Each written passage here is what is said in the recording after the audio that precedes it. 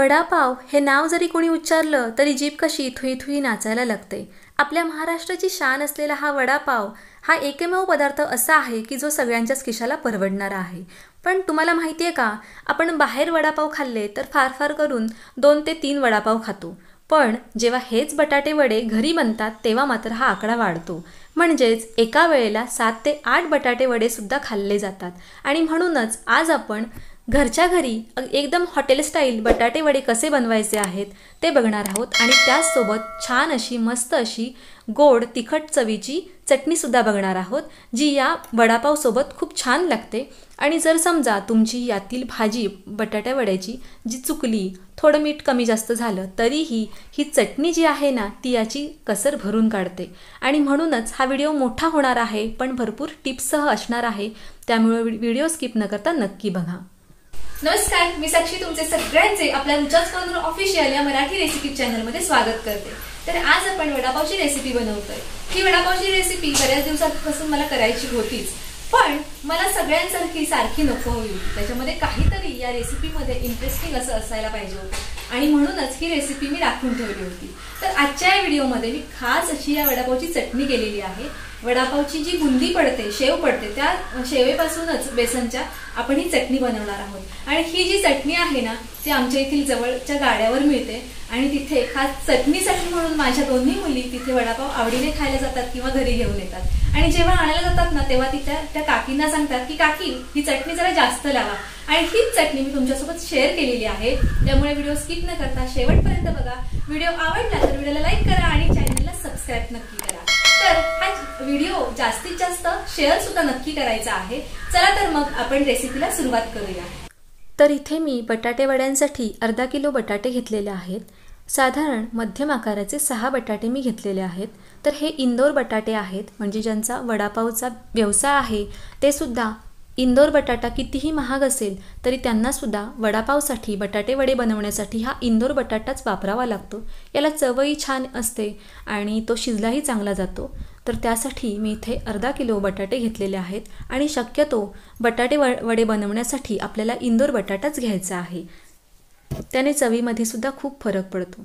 तर आता इथे मी कुकरच्या डब्यामध्ये अजिबात पाणी ओतलेलं नाही आहे, नुसते बटाटे धुवून स्वच्छ धुवून ठेवलेले आहेत आणि त्यामध्ये 1 चमचाभर मीठ टाकलेलं आहे, जेणेकरून या बटाट्यांना सुद्धा छान चव येईल आणि त्यामुळे आपल्या बटाट्या वड्यांना सुद्धा छान चव येणार आहे। मी अगदी थेंबर सुद्धा पाणी ओतलेलं नाही आहे या बटाट्यांमध्ये, या कुकरच्या डब्यामध्ये। तर आता कुकर लावून घेतलेला आहे आणि कुकरच्या तळामध्ये मी पाणी ओतलेलं आहे आणि कुकरचा डबा असाच ठेवून दिलेला आहे। तर तुम्ही बघू शकता मी बटाट्यांमध्ये अजिबातच पाणी घातलेलं नव्हतं, पण जेव्हा कुकरची शिट्टी येते तेव्हा त्या पाण्याबरोबरच वाफेबरोबरच यामध्ये पाणी सुद्धा गेलेलं आहे आणि हे बटाटे सुद्धा छान शिजलेले आहेत। आणि जेव्हा आपण पाणी या बटाट्यांमध्ये घालतो तेव्हा बटाटे पाणी शोषून घेतात आणि त्यामुळे आपली बटाट्याची भाजी आहे ती ओलसर आणि बदबदीत होते। म्हणून बटाटे शिजवताना अजिबात पाणी घालायचं नाही आहे। तर हे बघा मी बटाटे थंड करून सोलून घेतलेले आहेत आणि आता हे थंड झालेले सोलून घेतलेले बटाटे मी हातानेच असे कुस्करून घेते। तुम्ही याऐवजी पोटॅटो स्मॅशरने सुद्धा बटाटे असे स्मॅश करू शकता किंवा किसणीवरती किसून सुद्धा घेऊ शकता। तर बटाटे वड्याची जी चटणी आहे त्याच्यातच सगळी चव आहे आणि तिचं प्रमाण कसं घ्यायचं आहे ते मी तुम्हाला सांगणार आहे। तर हे बघा समप्रमाणात सगळे घ्यायचं आहे। शक्यतो आपण जास्त लसूण जास्त होऊन द्यायची नाही आहे किंवा आलंसुद्धा जास्त होऊन द्यायचं नाही आहे, त्यामुळे बटाट्या वड्याला जास्त उग्र अशी चव येते। तर मिरची थोडी जास्त झाली तर चालणार आहे, पण लसूण आणि आलं हे अजिबातच जास्त होता कामा नयेत। तर इथे मी बरोबर 10 पाकळ्या लसूण आणि 1.5 इंच आलं घेतलेलं आहे, 5 हिरव्या मिरच्या घेतलेल्या आहेत। तर हिरवी मिरचीचं प्रमाण मोजण्यासाठी मी इथे कट करून घेतलेलं आहे, म्हणजे हे बघा हे 3 समान असे वाटे दिसले पाहिजेत आपल्याला। हे असंच परफेक्ट प्रमाण आपण घ्यायचं आहे। तुम्ही अशा पद्धतीने सेम टू सेम अशाच पद्धतीने हेच प्रमाण वापरून बटाटे वडे नक्की बनवून बघा, छान अशी अप्रतिम चव असणार आहे त्या बटाटे वड्यांना। आता हे जे आपण समप्रमाणात जे घेतलेले वाटे आहेत, म्हणजे मी वाटे मुद्दाम करून घेतलेले आहेत, तर आता हे मी मिक्सरच्या भांड्यामध्ये काढून घेते। त्याचबरोबर इथे मी अर्धा छोटा चमचा जिरेसुद्धा घालून घेते। याऐवजीच तुम्ही कुटलेले धणे किंवा या चटणीसोबतच धणे वाटून घेऊ शकता। जर तुम्ही महिन्यातून 2 ते 3 वेळा बटाटे वडे बनवत असाल तर चवीत बदल म्हणून कधी शेंगदाण्याचं कूट, कधी जिरं आणि कधी कुटलेले धणे सुद्धा तुम्ही वापरू शकता। तर आता मी भरड अशी याची चटणी वाटून घेणार आहे। तुम्हाला जर मिक्सरमध्ये वाटायचं नसेल तर तुम्ही खलबत्त्यामध्ये कुटून घेऊ शकता, ते जास्त चांगलं बेस्ट आहे। पण मी थोडी भरड अशी ही चटणी वाटून घेतलेली आहे। तर इथे बघा मी एकदम पातळ पेस्ट अशी केलेली नाही आहे, मी अजिबात ही भरड करताना पाणीसुद्धा वापरलेलं नाही आहे। तर अशी भरड मी ही चटणी वाटून घेतलेली आहे, हा खरडा। तर अशाच पद्धतीने आपल्याला भरड वाटून घ्यायची आहे। तर आता हे बेसन आपण बटाट्या वड्यांसाठी बेसन कुठलं घेतो हे सुद्धा महत्त्वाचं आहे। तर इथे तुम्ही हिरा बेसन किंवा हे मी जे वापरते ते पिस्तूल बेसन आहे। बेसन चांगलं असणं सुद्धा आवश्यक आहे। आणि इथे आपण अर्धा किलो बटाटे वडे बनवतोय, तर त्यासाठी बरोबर आपल्याला पाव किलो बेसन लागणार आहे। तर इथे मी 200 ग्रॅमपेक्षा जास्त बेसन घेतलेलं आहे। तर आता हे बेसन या कप मेजरमेंटने घेतलेलं आहे, पण तुम्ही पाव किलो बेसन घेऊ शकता। फक्त तुम्हाला बटाटे वड्याची जर साईज तुम्ही छोटी किंवा मोठी करताय त्यावर तुम्हाला लागणारं बेसन अवलंबून आहे किती लागतंय ते। तर आता हे बेसन आपल्याला चाळूनच घ्यायचं आहे, कारण हे बघा या चाळणीमध्ये खूप साऱ्या गुठळ्या आहेत आणि असंच्या असं बेसनमध्ये आपण जर पाणी ओतलं तर या गुठळ्या तशाच राहतात आणि त्या पाण्यामध्ये मोडायला खूप कठीण पडतात। तर आता हे बेसन शक्यतो चाळून घ्यायचं आहे। तर इथे अर्धा चमचा मी मीठ घेतलेला आहे आणि आता थोडं थोडं पाणी घालून आपल्याला हे बेसन चांगलं भिजवून घ्यायचं आहे। तर मी कपानेच बेसन मोजून घेतलं होतं, म्हणून मी इथे कपानेच पाणीसुद्धा घेतलेलं आहे। तर 1 कपाला मी बरोबर 1 कप पाणी घेतलेलं होतं, पण त्यामधील फक्त अर्धा कप पाणी या बेसनासाठी लागलेलं आहे। तर मी इथे विस्कर घेतलेला आहे, पण तुम्ही हाताने सुद्धा चांगलं फेटून हे बेसन छान असं एकजीव करून घेऊ शकता। तर हे बघा अशा पद्धतीने या पिठाची कन्सिस्टन्सी असली पाहिजे, म्हणजे आपण एखाद्या गाड्यावर वगैरे बघितलं बटाटे वडे तळताना ते अगदी वरपर्यंत असं हे बेसन घेऊन त्याची धार पाडत असतात आणि तसं बेसन झालं की समजावं हे परफेक्ट बेसन भिजलेलं आहे। तर आता आपण या बटाट्याची भाजी बनवून घेतोय। तर इथे 2 चमचे मी या पसरट पॅनमध्ये तेल ओतून घेतलं। तेल थोडं चांगलं तापलं की यामध्ये पाव चमचा जिरं घालून घ्यायचं आहे। 10-12 कढीपत्त्याची पानं घालायची आहेत। काही जणांना वडापावमध्ये कढीपत्ता आलेला आवडत नाही, मध्येच काढावा लागतो। तुम्हाला जर आवडत नसेल तर तुम्ही जेव्हा खरडा वाटता मिरचीचा त्यामध्ये कढीपत्त्याची पानं घातली तर त्याने आणखीन जास्त चांगली चव येते। त्याचबरोबर मी पाव चमचा हिंगसुद्धा घातलेला आहे आणि आता जो वाटून घेतलेला खरडा आहे, चटणी आहे, ती आपण या तेलामध्ये या फोडणीमध्ये घालून परतवून घ्यायचं आहे। ही फोडणी अशा पद्धतीने परतवली की या मिरचीचा जो तिखटपणा आहे, जो राकटपणा असतो तो थोडा कमी होतो। त्यामुळे एकदम जो तिखट राकट असा जो चव लागते बटाट्या वड्याला ती लागत नाही। त्याचबरोबर इथे मी पाव चमचा कलरसाठी हळदसुद्धा घातलेली आहे। हळद प्रमाणातच घालायची आहे, जास्त घालायची नाही आहे। आता छान परतवून घ्यायचं आहे आणि आता आपण यामध्ये लगेचच मूठभर बारीक चिरलेली कोथिंबीरसुद्धा घालून घ्यायची आहे आणि छान असं परतवून घ्यायचं आहे। जे भरपूर प्रमाणात ज्यांना बटाटे वडे बनवायचे असतात ते काय करतात तर फक्त ही जी चटणी आहे ती अशी परतवून घेत असतात एका पातेलीमध्ये, एका पॅनमध्ये, आणि तशी चटणी ह्या भाजीमध्ये एका परातमध्ये मिक्स करत असतात घेऊन। तुम्ही तसंही करू शकता किंवा आपण कमी प्रमाणात बनवतोय म्हणून मी आता हे उकडवलेले जे बारीक करून घेतलेले बटाटे आहेत ते सुद्धा यामध्ये मी घालून घेतलेले आहेत। गॅसची फ्लेम लो ठेवूनच आपल्याला ही भाजी व्यवस्थित एकजीव होईल अशा पद्धतीने परतवून घ्यायची आहे। तर इथे मी अर्धा चमचाभर मीठ घालून घेते किंवा तुम्ही तुमच्या चवीप्रमाणे कमी जास्त मीठ करू शकता। तर आता इथे मीठ सगळीकडे व्यवस्थित लागेल अशा पद्धतीने ही भाजी ढवळून घ्यायची आहे। ही भाजी ढवळताना गॅस कमीच ठेवायचा आहे आणि ढवळून झाल्यानंतर या भाजीवरती झाकण अजिबातच ठेवायचं नाही आहे। झाकण जर या भाजीवरती ठेवलं तर भाजीला पाणी सुटतं आणि जेव्हा आपण बटाटे वडे वळतो तेव्हा ते बदबदीत भाजी झाल्यामुळे व्यवस्थित बटाटे वड्याला आकार येत नाही। तर आता ही अशीच थंड करू द्यायची आहे। तर ही भाजी व्यवस्थित थंड झाली आहे आणि तुम्ही बघू शकता हे मिश्रण एकदम परफेक्ट झालेलं आहे बटाट्या वड्याचं। आणि जी गाड्यावरती बटाटे वडे बनवताना आपण बघतो ती ही भाजीसुद्धा सेम टू सेम अशीच असते आणि अशी भाजी झाल्यामुळे बटाट्या वड्याला आपण व्यवस्थित असा आकारसुद्धा पटापट देऊ शकतो।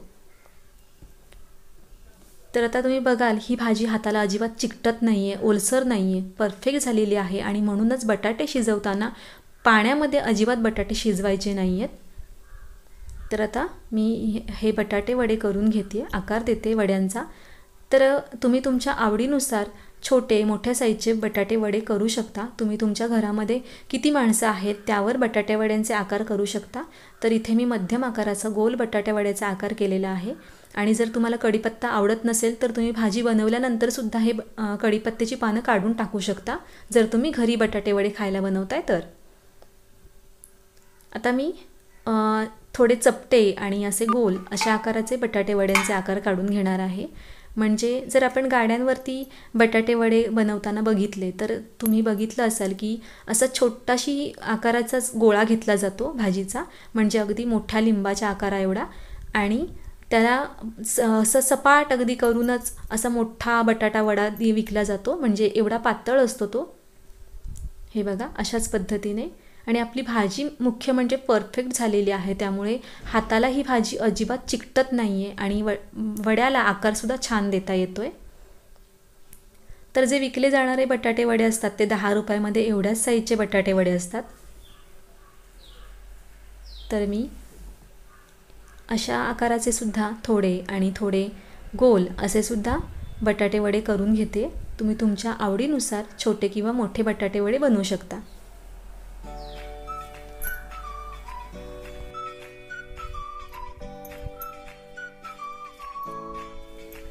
जर तुम्हाला सुद्धा वडापावचा व्यवसाय करण्याची इच्छा आहे तर माझा हा संपूर्ण व्हिडिओ पुन्हा एकदा बघा आणि या व्हिडिओमध्ये मी ज्या प्रमाणात बटाटे वडे बनवलेले आहेत अर्धा किलोच्या प्रमाणात, त्याच प्रमाणामध्ये तुम्ही सगळ्यात आधी घरामध्ये बटाटे वडे बनवून बघा, त्याची चव कशी आहे ते बघा, मीठ कमी आहे जास्त आहे ते बघा, चव भन्नाट अप्रतिम होणारच यात काहीही शंका नाही।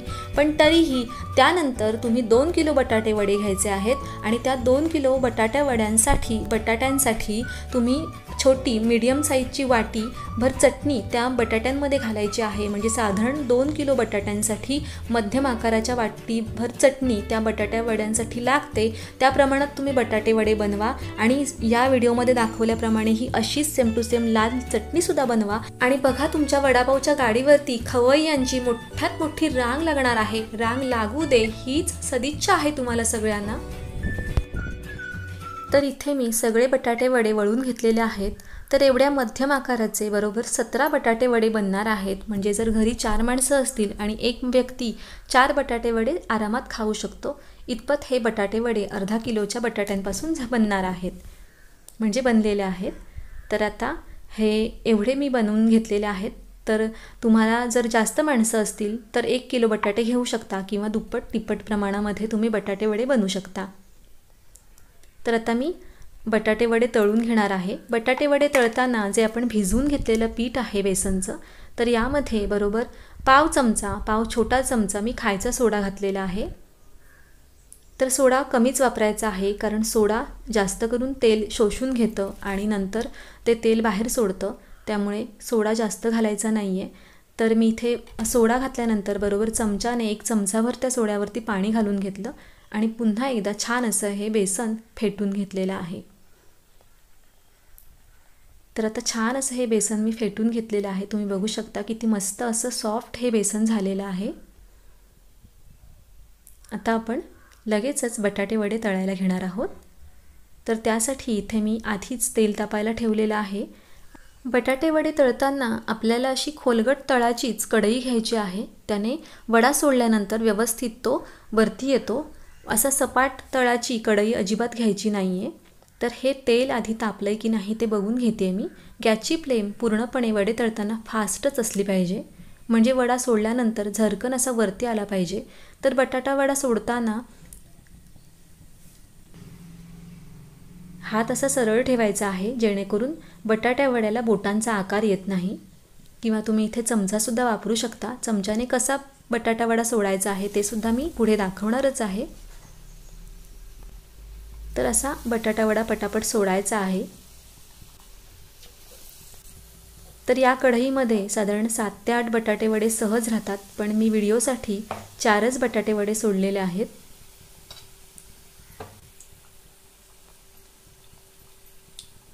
तर बटाटे वडे तुम्ही बघू शकता मस्त असं कोटिंग बेसनचं आलेलं आहे. आणि आता व्यवस्थित असे मी शेकून घेते. तुम्ही गोल्डन कलरवरती किंवा थोडा लालसर बटाटा वडा तुम्हाला जसा आवडत असेल तुम्ही तसा तेलातून काढू शकता. मला ना थोडे लालसर बटाटे वडेच आवडतात, त्यामुळे मी हे बटाटे वडे एकदम गोल्डन कलरसारखे असे पिवळट तळलेले नाही आहेत, तर मला ते लालसरच आवडतात आणि म्हणून मी त्याच पद्धतीने तळून घेतलेले आहेत. तर आता बाकीचे सुद्धा बटाटे वडे मी असेच तळून घेते.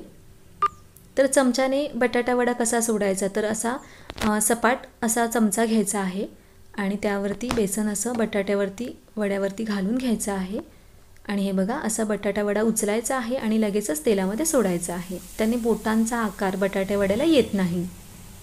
किंवा तुम्ही छोटा कांदे पोहे खायच्या चमच्याने सुद्धा बटाटे वडे सोडू शकता.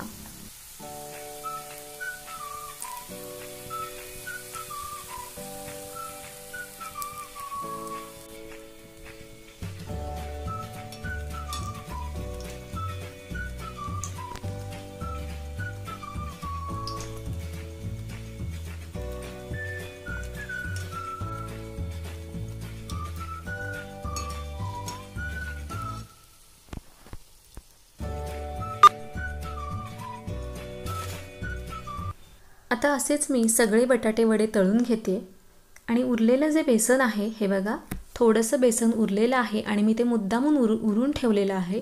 तर याचीच आपण बुंदी पाडून चटणी कशी बनवायची ते बघणार आहोत. तर ही बुंदी अशा पद्धतीने ही 5 बोटं बेसनामध्ये उडून अशी सरळ धरली की ही बघा अशा पद्धतीने बुंदी पडते. तर ही बुंदी मी पाडून घेते व्यवस्थित. मात्र ही बुंदी पाडताना गॅसची फ्लेम पूर्णपणे लो करायची आहे. आणि माझं तेच झालं, मी आधी बटाटे वडे तळले होते त्यामुळे तेल बऱ्यापैकी चांगलं कडकडीत तापलं होतं, त्यामुळे ही बुंदी लाल झालेली आहे पहिली. आणि नंतर जी मी बुंदी काढली म्हणजे थोडं त्यानंतर तेल थंड झालं त्यामुळे ही बुंदी व्यवस्थित निघाली गोल्डन कलरवरती. तर लक्षात ठेवा की ही बुंदी तळून घेताना गॅसची फ्लेम पूर्णपणे लो ठेवायची आहे आणि लो फ्लेमवरतीच ही आपण बुंदी तळून घ्यायची आहे. तर आता ही बुंदी थोडी थंड होऊ द्यायची आहे, थोडी नाही पूर्णच थंड होऊ द्यायची आहे, नाहीतर मिक्सरमध्ये फिरवताना त्यातील तेल पूर्णपणे बाहेर निघतं. तर आता ही बुंदी मी कपाने मोजून घेतलेली आहे. तुम्ही अंदाजे सुद्धा घेऊ शकता, पण मी इथे कपाने तुम्हाला मोजून व्यवस्थित दाखवते. ही 1.5 कप मी बुंदी घेतलेली आहे, मिक्सरच्या भांड्यात घातली.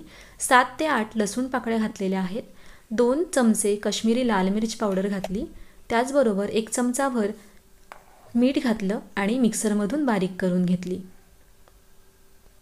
तर त्याचबरोबर इथे मी एका बाउलमध्ये 4 चमचे साखर घेतलेली आहे. 50 ग्रॅम साखर आहे ही, पण साखर आपण साखरेच्या बरणीमध्ये जो चमचा असतो त्यानेच दाखवलेली आहे. त्याचबरोबर आपण जे बटाटे वडे तळले आहेत त्यातीलच 2 पळी मी तेलसुद्धा घातलेलं आहे. आणि आता हे पाणी आहे जे मी घालते आहे ते, तर 2 पळ्या मी पाणी घातलेलं आहे. पण पाणी जास्त लागतं या चटणीसाठी, तर मी बरोबर 1 वाटीभर पाणी या चटणीसाठी वापरलेलं आहे. ही साखर व्यवस्थित विरघळवून घ्यायची आहे. पाणी गरम वापरायचं आहे, पाणी एकदम कडकडीत वापरायचं आहे आपल्याला. आणि आधी कमी पाणी वापरून नंतर पाणी आपण ॲड करायचं आहे. मी आधी तरी इथे 2 पळ्या पाणी वापरलं होतं, कडकडीत गरम असं 2 पळ्या पाणी वापरलं होतं.